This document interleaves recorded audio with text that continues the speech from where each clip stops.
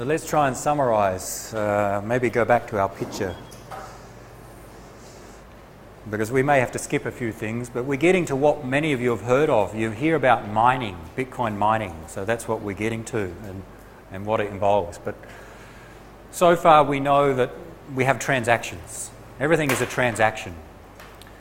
And someone checks, so we have a log of transactions, and once those transactions are entered into the public log, the true log of transactions, then new transactions can be created which refer to them, which spend the Bitcoin. So we saw that a transaction created 30 Bitcoin for Tanarak, transaction 3 spent that 30 Bitcoin, sending 5 to Steve and sending the change of 25 back to Tanarak.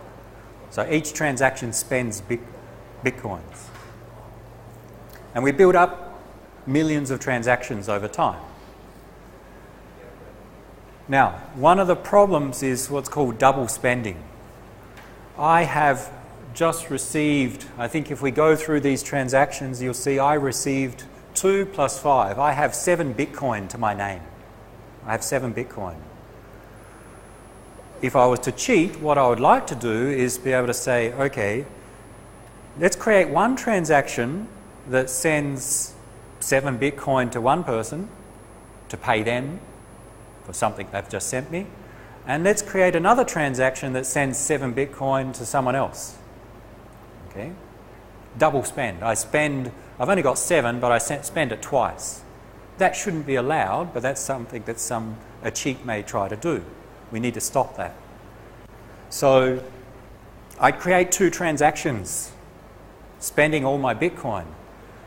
And the way that the system works is that when a transaction enters the network, not everyone has to verify it. So I create a transaction, I send it to some other computers in the network, they try and verify it with respect to the log. Not everyone must verify that one transaction. In fact, only one person needs to verify it eventually. So what I do to try and cheat the system is send one transaction to this area of the network, send the other transaction over here with the hope that both of those transactions will be accepted.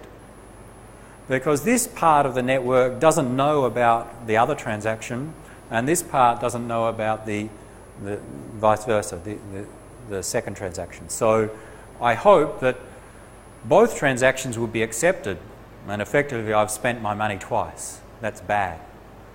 So we need to stop that. Now, why would 2 different groups of people verify different transactions without knowing about the others? Remember, it's the internet. It's a distributed system. No one is connected to everyone else. You're only connected to a set of users, a small subset, such that you're not aware of what everyone else is doing.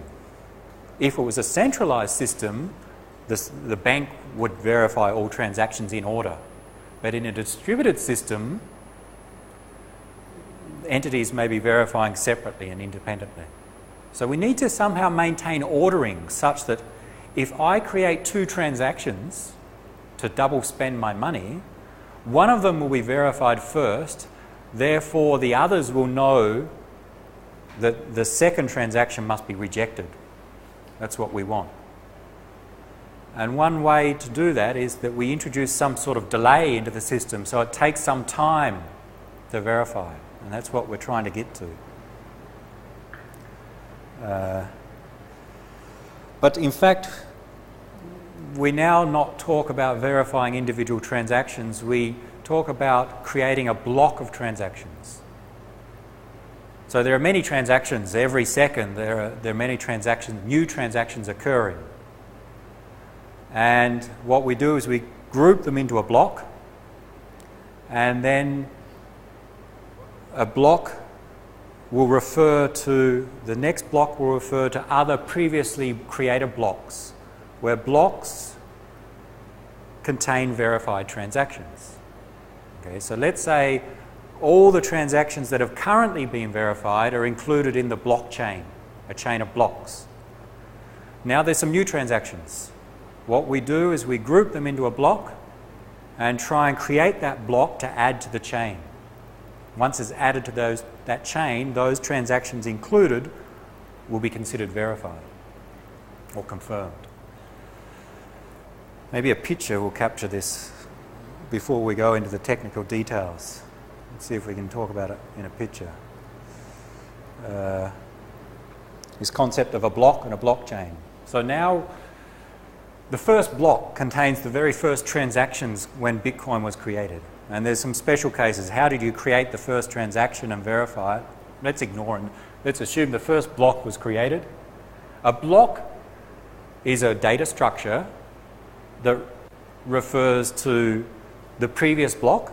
It's like a linked list or a list. There's a pointer to the previous block, except for the first one.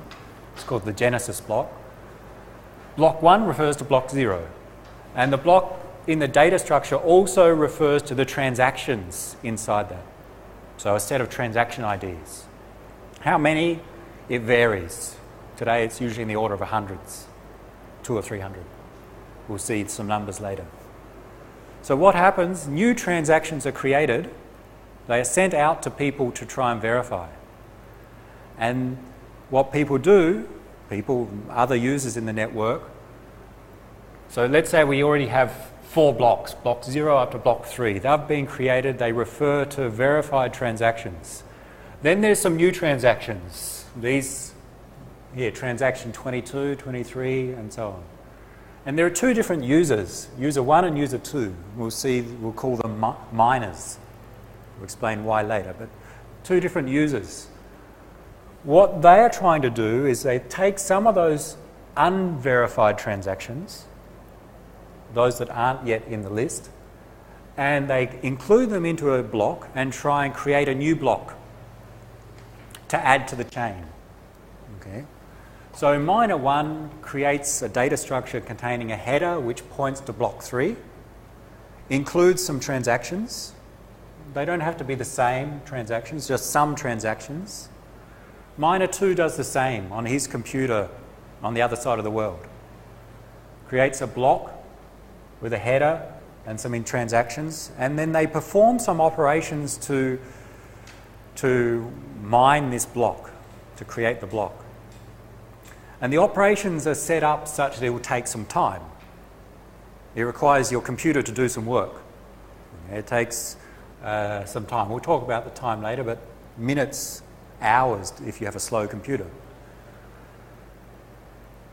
So both of these computers are trying to create the next block in the chain. It's only a linear chain. There should just be one next block. So let's say miner 1, I think, has... So first, each of these computers check the transactions, make sure the signatures are correct, the money's correct, the amounts are correct, everything's correct, and they do some operations to create the next block. And let's say miner 1 has the fastest computer in this case. Miner 1 wins. That is, they create the block, they solve some problem. We'll come back to what that problem is later, but they solve some computational problem. And they create the block and they tell everyone in the network, I've created block number 4. Okay? And everyone checks. It's very easy to check that it's a valid block. And this block 4 and the transactions within become verified. They added to our transaction log. That becomes the next block in the blockchain. This assumed miner 1 created that block first. They won some competition. Miner 2, when they realise that miner 1 created the block, they finish first. Miner 2 gives up. They stop creating their block because there's no longer a motivation to do it. Well, what's the motivation? It turns out whoever creates the next block in the chain gets 25 bitcoins. Today, 25 bitcoins is about 16,000, is that right? $16,000 US dollars. So the person or people who create the next block in the chain gets this special transaction of no input, output is you. That is, you get a reward of 25 bitcoins if you create the next block. So there's the motivation of why people would try and create blocks, because they get some financial reward. So, both of these were trying to create the next block. Whoever does gets 25 Bitcoin. Miner 1 got there first. They get the 25 Bitcoin. Each block must refer to the previous block. So, Miner 1 creates the block, sends a message to everyone, I've created block 4. Miner 2 receives a message, damn, someone beat me to it. Okay? And he gives up. Why does he give up? Because there's no longer a reward for block 4. The next block must point to block 4. The computation was such that Miner 2 is doing some computation, and that computation refers to block 3. But once block 4 is created, you have to restart that computation because your computation must now refer to block 4.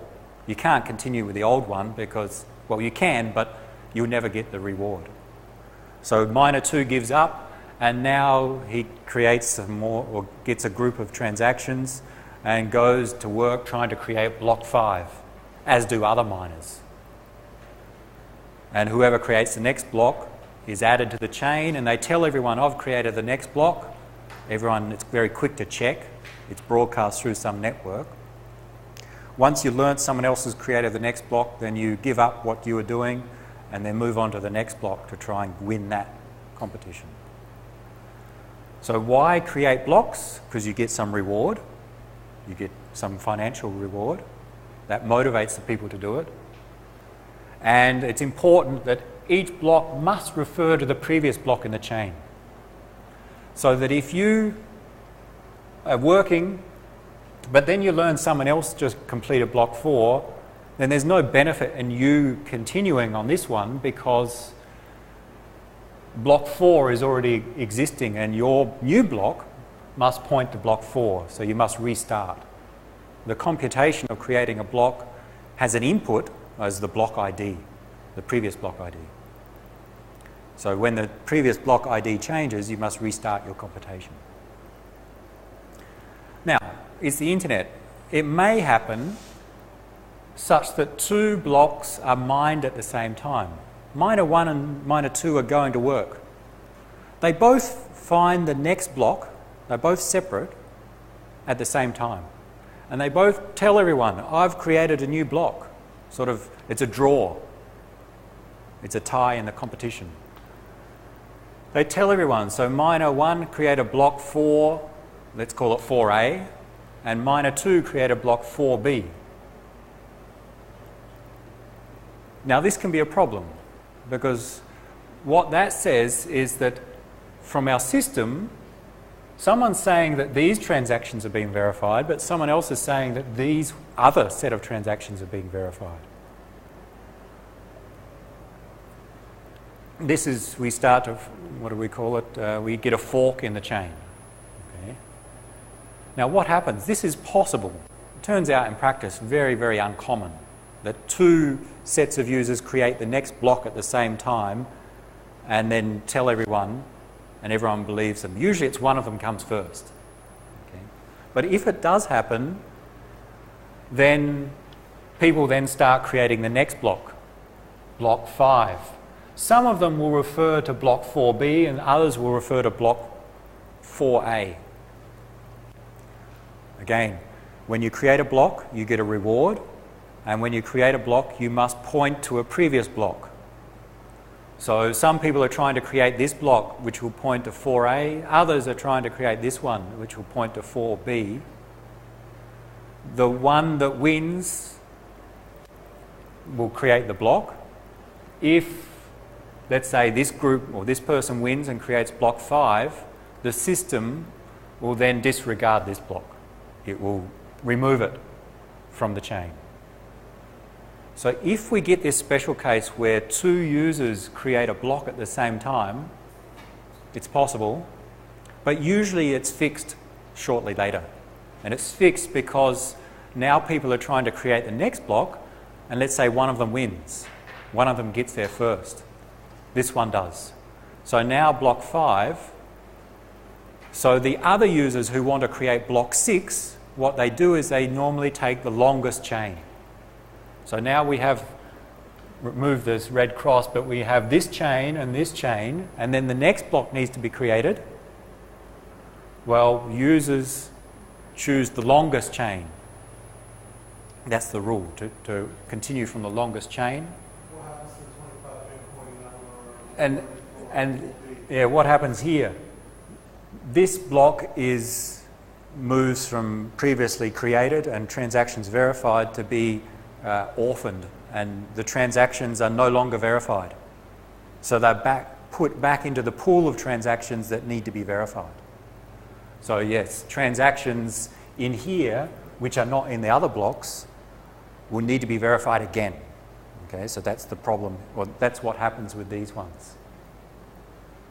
And that's coming to this issue of, okay, a transaction occurs.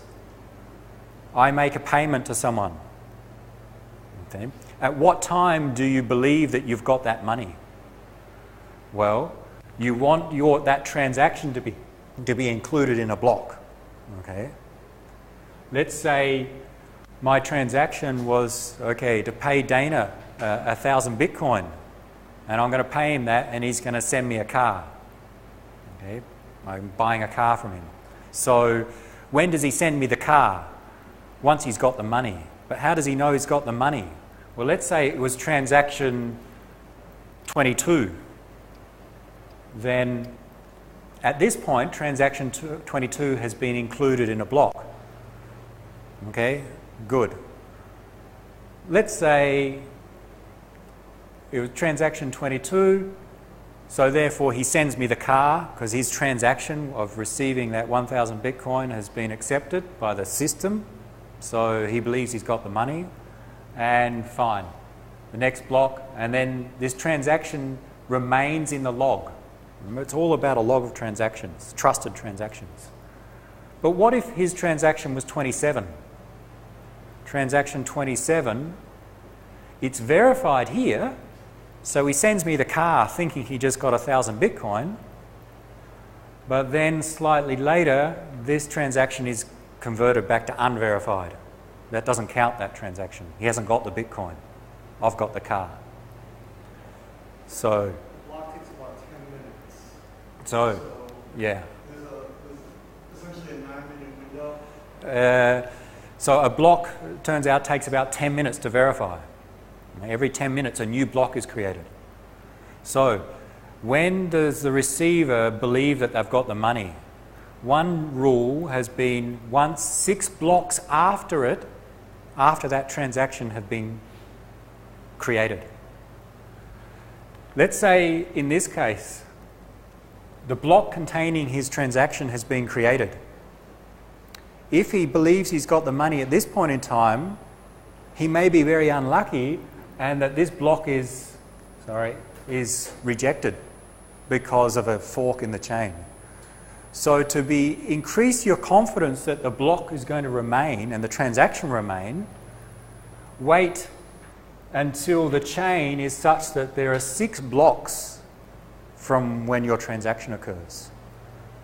Because that means that it's very unlikely that that block containing the transaction is going to be rejected, because of the way that they always choose the longest block. Okay? The blockchain, the longest chain. It's getting confusing, so some practical things there. About 10 minutes to create a block.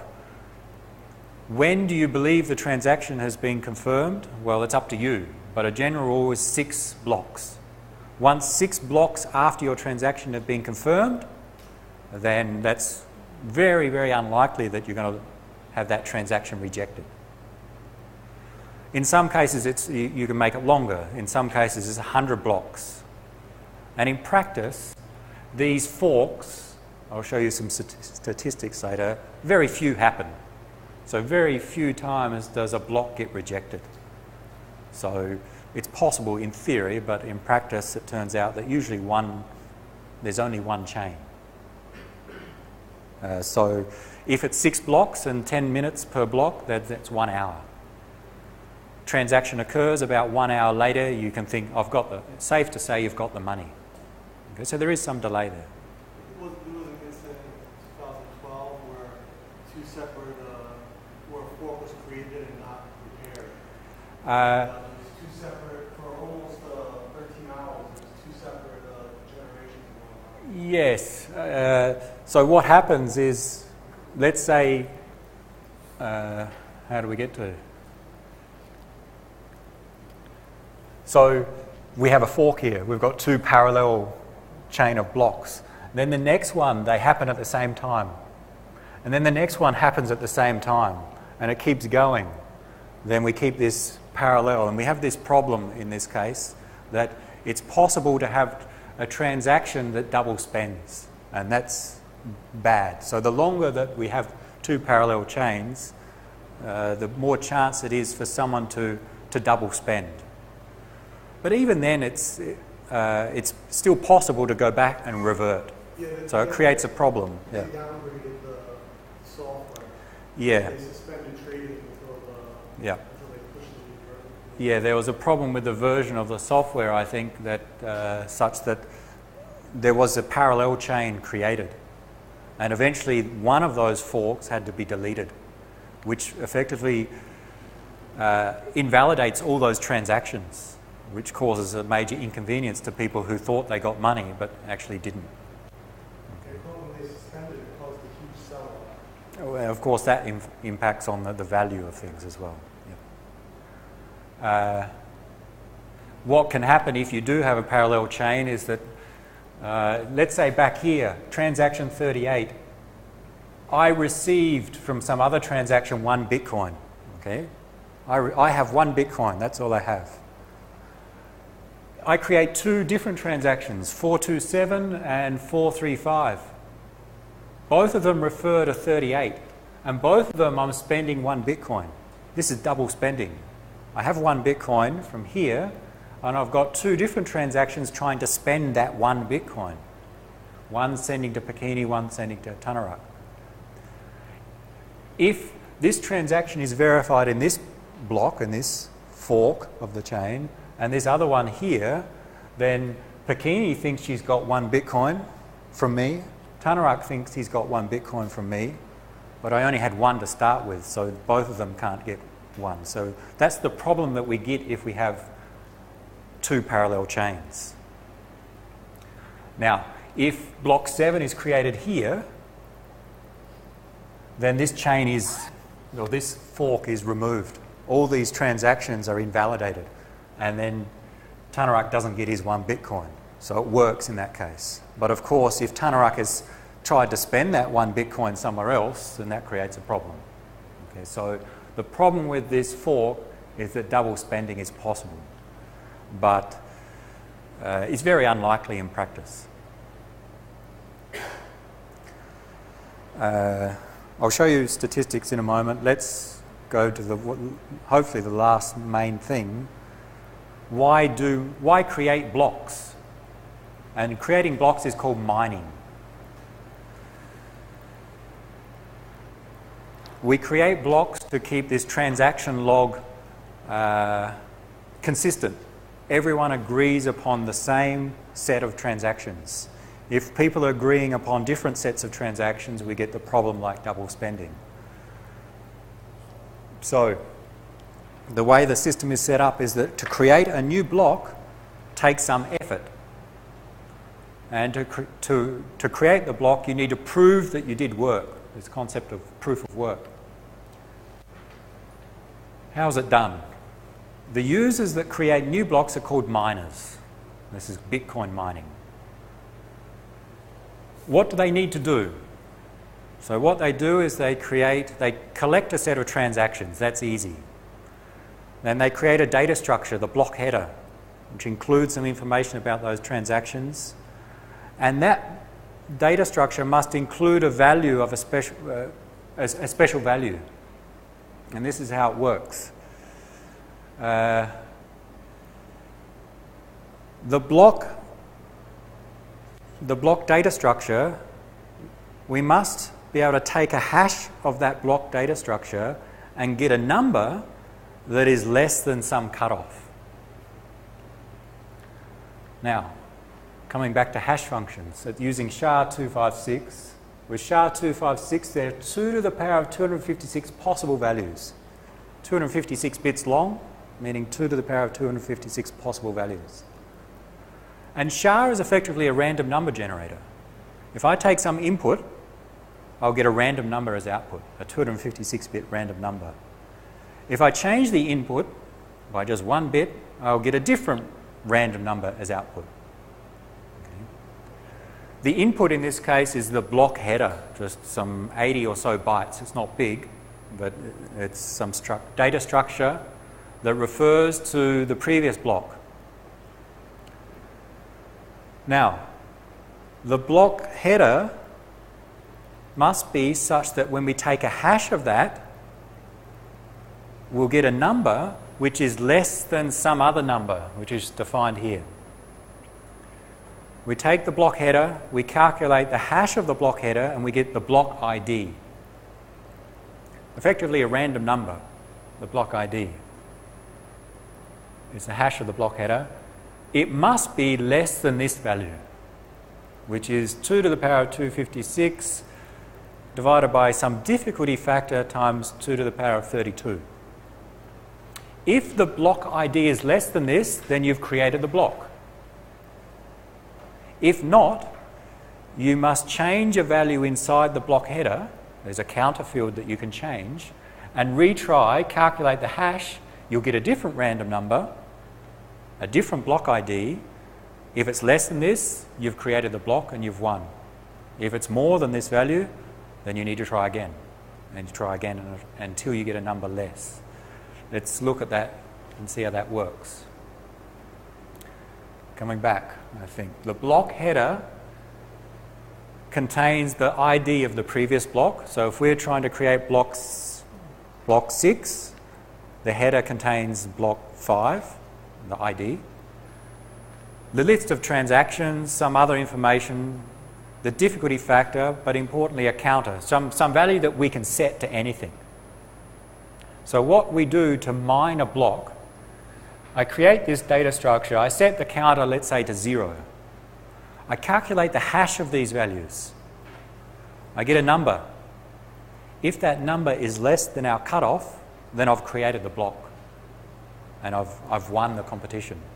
If it's more than that cutoff, then I change my counter value to a different value, take a hash again, and if it's less than the cutoff, I've got the block.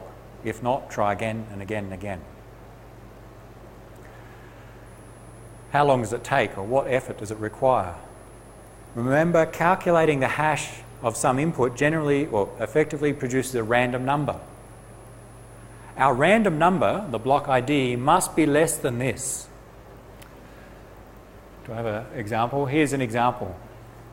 Currently, the difficulty factor is about 2 to the power of 34. Therefore, our block ID, or our random number, must be less than 2 to the 256 divided by 2 to the 34 times 2 to the 32. Do the calculation, it's 2 to the power of 190. That is, my block ID must be a value less than 2 to the power of 190. So what I do is I take a hash of the block header, I get a random number. If the number is 1, I win. It's less than 2 to the power of 190. If it's a large number greater than this, I must try again. And I'll get a different block ID and keep trying until it's less than this. And the way that I produce a different header is I change the counter. Now, let's look at the statistics here. How many possible outputs are there of the hash 2 to the power of 256? SHA-256 produces a random number of 256 bits in length. Therefore, this is the number of possible values. Of all those possible values, I need one of them which is less than 2 to the power of 190.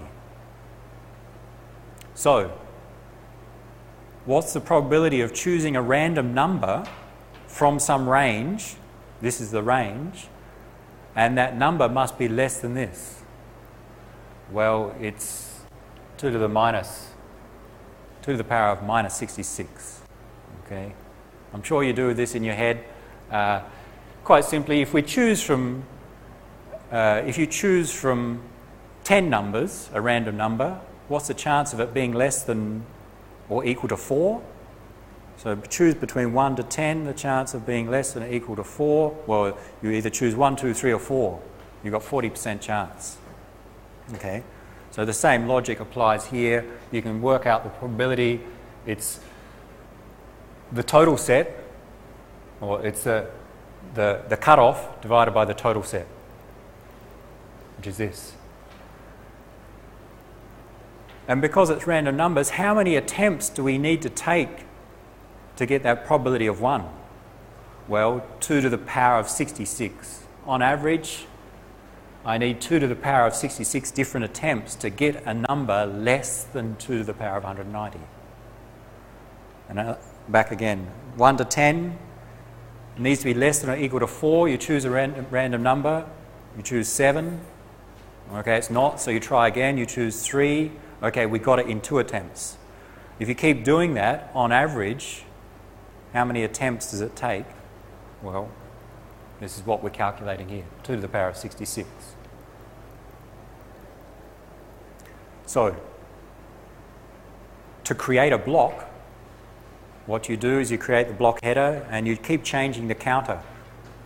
And on average, because it's choosing random numbers, you cannot control the output. On average, it takes, in this case, 2 to the power of 66 operations. Each operation is calculating a hash. So how long does it take your computer to do this? 2 to the power of 66 is 7 by 10 to the 19. So think of a loop. It runs that many times. Each loop calculates a hash. How long does it take to do this depends upon how fast your hardware is. I tried it this morning, my laptop can do 1 million. I've got the number.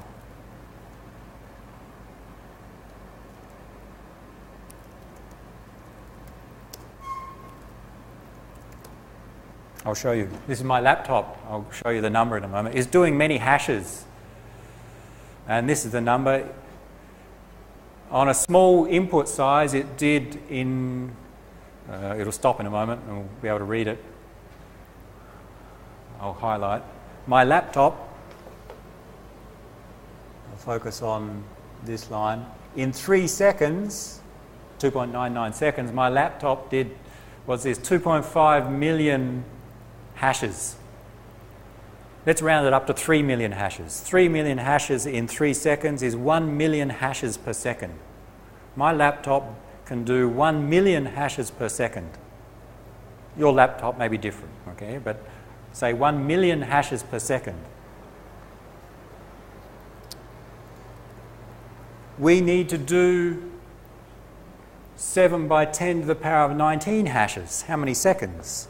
Well, 7 by 10 to the 19 divided by 1 million.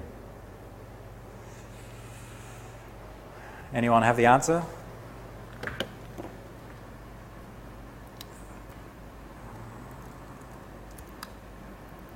The number of hashes is 7 times 10 to the power of, what do we say, 17, 19. And my speed is, for me, was 1 million per second, 10 to the power of 6. This one will do. That's how many seconds it would take. How many minutes? How many hours? Sorry. How many days? How many years? How many centuries?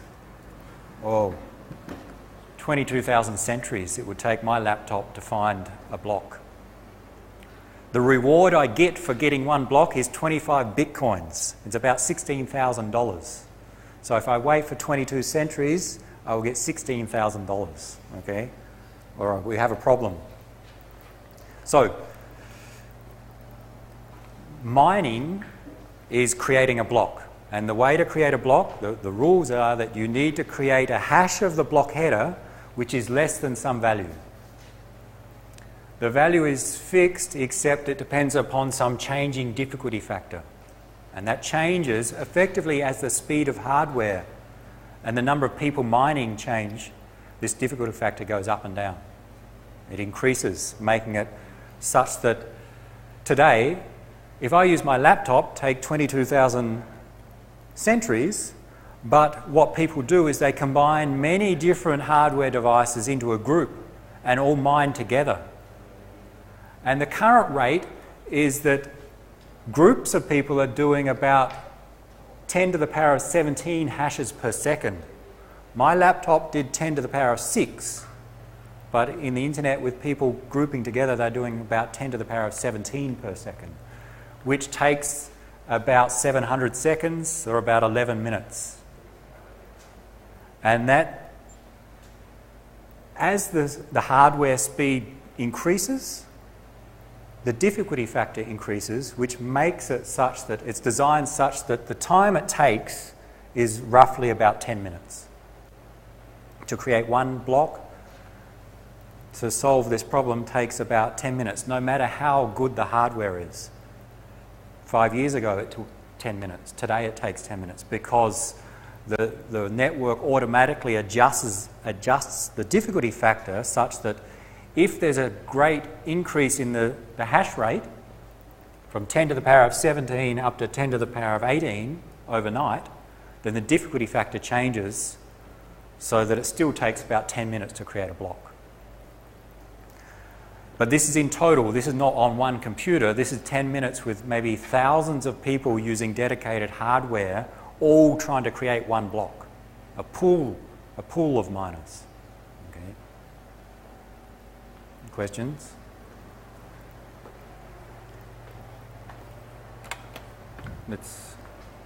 With time running short, I think today a lot of the details maybe you will not understand, mainly because I don't understand some of them as well. Like I said, I spent the last 2 or 3 days learning this.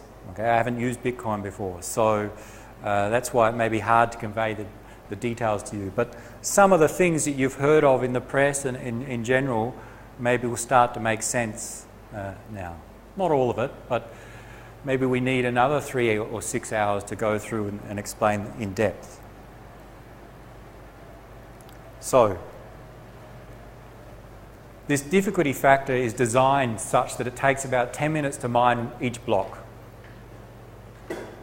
And this value is adjusted every 2 weeks.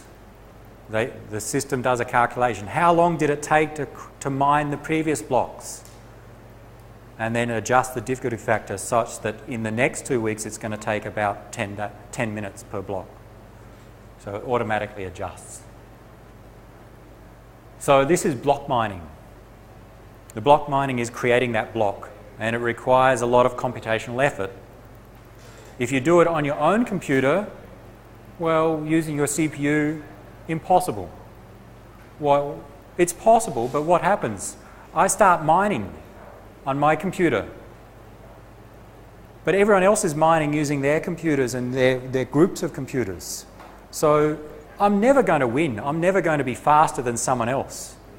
Someone else is always going to get the block before me. I do not get a reward, but I spent that 10 minutes processing using power, electricity.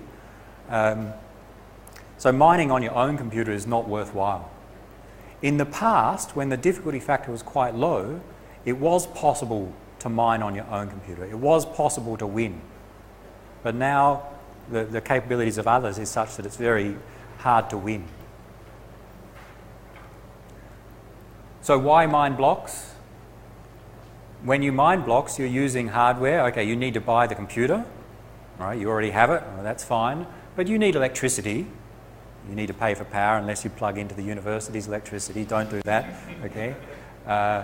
I saw news of a few weeks ago, someone had access to a supercomputer in the US and they would use that to mine coins. They weren't bitcoins, they were something else. And they got caught. Yeah. Okay. So they're using the university resources to make some money on the side. and they got caught, and I don't know what happened to them, but it wasn't nice, I suspect. They got fired at least. It was nice, but the schedule is well, yeah. time all Yeah. hours. Okay, but you're using resources, you're using electricity and compute resources of others. So it costs to mine. So why do it? 2 reasons. Every block, you're allowed to include one special coin-based transaction. And a coin-based transaction is one where there's no input, there's just a single output. And that you put that output to be you. That is, when you mine a block, you set one special transaction to say, give me 25 Bitcoin. So whenever you create the block, you receive 25 Bitcoin for free. So this is the mining, that's the benefit. The reward changes over time. So currently it's 25 Bitcoin, later it will halve down to 12 and a half. Every 4 years. Yeah, so about every 4 years it was some time period. So the reward changes over time. Another reward is that some transactions include fees. I create a transaction. I want it to be processed very quickly. So I include a fee in there saying anyone who mines a block that includes my transaction, they can have this fee. Okay? So that encourages people to create the blocks, especially when the reward from here goes down to very low in the future. How do you get people to create the blocks? Well, increase your transaction fee. If you don't include a transaction fee, then maybe your transaction may take 1 hour, 2 hours. If you include a high fee, people will include that quickly and it will be processed faster. Okay? That's the motivation there. Let's go straight to some statistics to finish, I think. And they're in other slides. You don't have them in front of you, but I've just stole a bunch of things from different websites. Some of the websites here you can find. 1 Bitcoin yesterday was $646 or about 21,000 baht. So that's the value of 1 Bitcoin. So mining a block gives you 25 Bitcoin, which is about $16,000 if you mine the block. You can have fractions, okay? You don't have to deal in Bitcoins, you have decimal places. So you can have milli-Bitcoins, micro-Bitcoins. The lowest is a Satoshi that's named after the guy who created it. And there are 10 to the power of 8 of them in 1 Bitcoin. That's the lowest denomination that we have. All right, this is some graphs of prices, so Bitcoin to US dollars over time. I did this yesterday, over the past 24 hours, so you see the scale. Sorry, it's hard to see. This is $640, $650, so over a day it's ranging between $640 to $650. So it varies quite a lot. It's quite volatile at the moment. This is over the last 1 week, so $650 up here, $575. 1 week ago, 1 Bitcoin was $575. So you sent someone 1 Bitcoin to do some work 1 week ago, thinking it was $575. They redeem the Bitcoin today and they get $650. So like with any currency, the volatility, the changes can create problems. And over different times, 1 month, 1 year, 1 year ago in the order of tens of dollars. 1 Bitcoin. So if you bought or if you mined 1 Bitcoin then, or someone gave you 1 Bitcoin 1 year ago because they were nice to you, now it's worth $650. It peaked at about $1,000, $1,200. Okay. So it's changed quite a lot. And it's been running for about 5 years, so that's the value over time. Some other statistics from a different website. Transactions per block. We say we group transactions into 1 block. Currently there's about 400 transactions per block. It's up to the person who creates the block to do it. The fees may impact on which ones they include and whether the transactions have been received. There's no limit there. Orphan blocks are those blocks in a chain. Remember, we get a chain and one of them has to be discarded once the other chain is accepted. That discarded block and all those discarded transactions is called an orphaned block. Over time, over the last 1 or 2 years, how many have there been? 1, 2, 3, 4. So there haven't been many forks in the chain. So here there was a fork where there were 4 orphan blocks. So the chain was 4 long, and eventually they had to be discarded. Okay. So it doesn't happen very often, but it's starting to maybe happen a bit more. This is the hash rate. So for every block, how many hashes per second that you need to do. Remember, we do a SHA-256 hash. It took my computer could do 1 million per second. This is the rate of the network, not of a single computer, but of when people mine in groups usually, how many hashes per second are they doing? Giga hashes per second, not mega. 1 billion hashes per second. What's the number? 120 million giga hashes per second. Okay, that's the, 10 to the power of 17 or whatever hashes per second. My computer can do 10 to the power of 6 per second, but people, when they combine together in groups, are doing something like 10 to the power of 17 hashes per second. So they're using many, many computers, and they're not using general purpose computers, they're using dedicated hardware. And the difficulty factor rises as the hash rate rises to keep things always about 10 minutes. Even though we can hash faster, it still takes 10 minutes to get the block. The miners, how do they make money? They get this 25 Bitcoin reward plus transaction fees. Transaction fees are a very small part, maybe a few percent or 1% of the total reward. So it's mainly the 25 Bitcoin. This is how much, in terms of US dollars, miners get per day. So what's this? Around 2 million, 3 million, 2.5 million US dollars reward distributed. Now, mining is not done by a single person anymore. It takes me 22 centuries if I do it myself. What I do is I join a group or a pool, and we all join together to mine one block. When we get that block, that 25 Bitcoin is distributed to everyone who contributed. So I don't get 25 Bitcoin, I just get a fraction of that.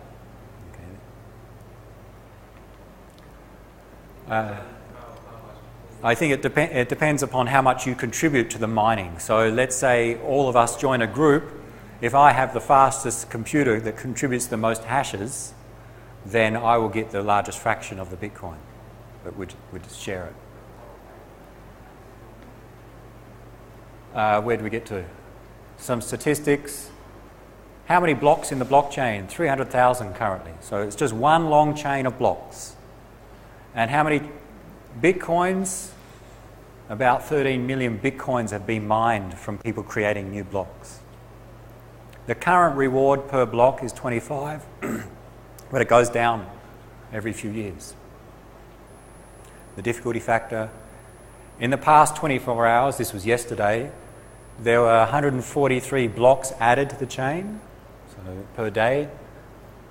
Times by 25 is 3,500 Bitcoins mined. About, on average, 10 minutes between blocks. It varies. Sometimes it's 15 minutes, sometimes it's less, but on average, it keeps to around 10 minutes. Transactions, 66,000. Transaction fees, very small. Of all those transactions, the fees were 12 Bitcoin, but there were 3,500 Bitcoins in reward. So the transaction fees don't account for much. People estimate what's the value of all those transactions, and people say about 100 million Bitcoins. And the hash rate, similar to what we saw before, this 120 million gigahashes per second. To finish, I think maybe 2 slides. Mining hardware, okay? You want to create your own Bitcoin, so you mine. That is, you create blocks. What are the hardware options? Well, use your general purpose CPU. Use my laptop or desktop computer. the rates at which CPUs work, and this is rough, so plus or minus an order of magnitude, but mega hashes per second, you need to pay for electricity, so mega hashes per second per watt that hardware uses, and you need to pay for the device. So mega hashes per second per dollar. So we want these to be large. A CPU, you're talking about the order of 10 mega hashes per second. Mine's a laptop, maybe you can get a faster CPU. Mine was 1. GPUs at one stage were very well suited to calculating hashes, or they still are, okay? The graphics card. And they could do about 100 mega hashes per second. They use more power, but the ratio was quite good compared to your CPU. So many people use the graphics cards, video cards, to do the hash calculations. But then people thought, okay, let's get some dedicated hardware. GPUs and CPUs are just general purpose hardware for other purposes. FPGAs, field programmable gate arrays. You basically buy some general purpose integrated circuits and you program them to do some special operations. The operations are calculating hashes. Much faster than GPUs. About the same in terms of the ratios of power usage and value. Then, okay, instead of buying general purpose integrated circuits, get someone to make an integrated circuit for you that specifically calculates hashes. ASICs, application-specific integrated circuits. You go to a company and you say, I'm going to buy 100,000 integrated circuits. If you program it, make it this way. An FPGA, you could go to a company and say, I want to buy one. Maybe it's expensive, I don't know, $10,000. You buy one of these and you program it, or someone programs it to calculate hashes. An ASIC maybe costs $1 million to create. But once you design and create it, they're very, very cheap. So to buy in bulk is very cheap compared to FPGAs. And because it's dedicated hardware just for one specific problem, we're talking about nowadays around 1 million mega hashes per second. And much more efficient in terms of power consumption and the cost of the hardware. So nowadays, to mine, using a CPU, you'll never get the reward. Someone will always beat you to it because someone has faster hardware. Even using a GPU, you will not get the reward. Someone will beat you to it because someone else has an ASIC, which goes much, much faster. And more so, even doing it yourself, people don't just do it themselves, they join a group. So doing it yourself, you probably need tens, hundreds of these devices, which may cost $100,000. I mean, a total of $100,000 just to mine one Bitcoin, which returns $16,000. Okay, so people join groups, and it's called pool mining. There's a greater chance of winning, but of course you must share that reward amongst everyone else in the pool. And to finish, one more. There are alternatives. Cryptocurrencies. Bitcoin's the popular one. There are others. Bitcoin uses SHA-256. There are others, Namecoin and others. So there are many. Okay, I just selected some popular ones here. They have different characteristics. So some are newer, or most are newer. Therefore, there's maybe more reward in mining, more chance of winning, less people working on it. But maybe there's less chance in the future of being valuable. So there's maybe more risk associated with it. So there are many different ones. Some use different hash algorithms. Well, you go and spend your thousands of dollars on buying some integrated circuits that work for Bitcoin. It only works for Bitcoin, or it only works for SHA-256. It will not work for coins which use different hash algorithms because it's designed specifically for that hash algorithm. So it's not valuable for other things. Some are designed to be slow on integrated circuits so that people cannot get advantage by just getting better and better hardware. Slow, such that you can mine using a CPU. Okay? So they have different characteristics, but many similarities to Bitcoin. How to make money? I have no idea. Okay. Well, these change. Yeah. So the value of these change over time. Bitcoin's still the largest, but other new ones are growing to some extent. There are many issues with the financial side, which we just don't have time or the knowledge to discuss. I think with the aim to finish at 12 o'clock, we're 5 minutes behind. This is something that we asked about and briefly mentioned. So you receive a transaction. When do you trust that you've got the money? The general rule is after 6 blocks have been confirmed. Okay, so your software will be programmed to say, I'm running some Bitcoin software, a wallet. Someone has transferred me Bitcoins. My wallet will wait for the network to confirm 6 more blocks before it shows up saying, you've got 10 more Bitcoins. Okay, so some extra confirmation such that they're unlikely for your transaction to be rejected later. If you mine Bitcoins, it's set to 100 blocks. You must wait 100 blocks before you spend it. Okay, so what's that? 15 hours or so. Anonymous. Are you anonymous?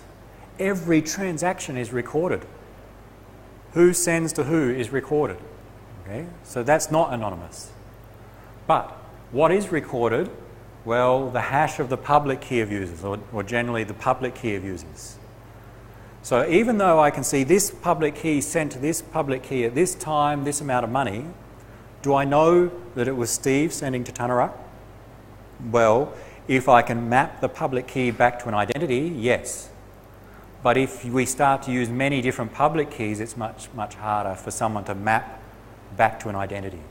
Okay, so that's where it can become anonymous by using multiple. When the FBI took down Silk Road, I think they proved that it's not as hard as was previously thought to track down Bitcoin. I think so. Bitcoin is being used in different places, and one website was Silk Road for selling drugs and murdering people and so on. But I think usually when the FBI takes down things like that, they use not just they don't break the cryptographic principles here. They usually just get information from other sources. They have resources that maybe not everyone has, but still, I think that they were able to show that making an individual to a wallet ID wasn't as hard as previously thought. Right. If you've got software on your computer and someone gets that software, then they've got your public ID and they can match that public key ID to your name. Okay. But if they've just got your public ID, your public key, they're mapping that to your name. If you use multiple public keys, it can be very, very hard. But if you collect other information, yes, it's possible. So remember, all transactions are logged, so that's not anonymous. It's whether or not someone can map your public key to your actual identity. And that takes different techniques. That's it. Okay.